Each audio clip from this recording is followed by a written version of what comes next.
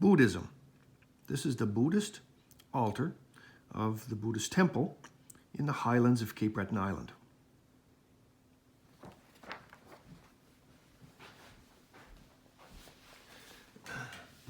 How's my favorite class today? Today, boys and girls, we're going to talk about Buddhism. Buddhism is one of the three really old Asian philosophies. Lao Tzu, we talked about Taoism the other day. Confucianism is another, very old. And the one we're going to talk about today is Buddhism. Buddhism got its start from a guy named Gautama. Gautama was an Indian prince. He had everything he wanted. He grew up in a palace in the foothills of the Himalayas, and he had everything that you could possibly desire. He had wealth, he had status, he had it all. And one day, just before his 30th birthday, he decided he wanted to go out and see the world around the palace. So he did that, and what he saw was suffering.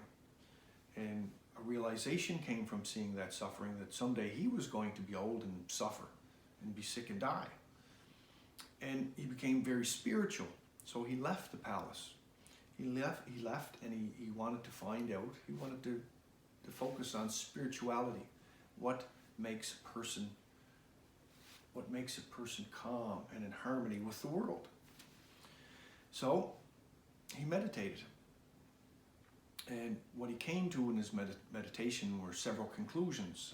The world is filled with suffering, that suffering is caused by our desires for wealth and prestige and pleasure and status. And he said that if we learn to control our desires, that we can find inner peace.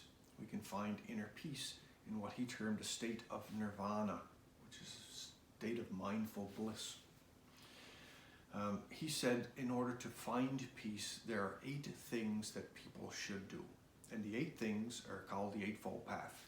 The right way of thinking, mindfulness, the right way of speaking, the right intentions, the right livelihood, the right effort, the right mindfulness, the right concentration, the right view of the world. I think I got them all. He said by focusing on those rights, his Eightfold Path, you will reach a state of bliss as well, a state of nirvana. And the philosophy behind all of this is finding inner peace. What Buddha wanted was for you to find inner peace. The religion is a very peaceful religion. There are no gods per se in the religion. There are no rules per se in the religion, like most of you have an ideology of Christianity and what Christianity entails, or Judaism entails, or Islam entails. There are very strict rules that you have to live by. And if you break those rules, well, you got to apologize to God or Yahweh, Allah. But in Buddhism, they don't see things exactly the same way. There are no right and wrong in Buddhism. There are only actions and consequences for your actions. And if you do something that is considered wrong in Buddhism, well, you have to deal with the consequences of that. Buddhists have holidays, like the Judeo-Christian beliefs. They celebrate Gautama's birth, his death, and his time of enlightenment, with holidays in India. Most of the adherents, there's about 1 billion people, we think, that practice Buddhism. Most of them are in India and Southeast Asia. That's my summation of Buddhism for you. I hope that helped, along with your notes. Have a good day, boys and girls.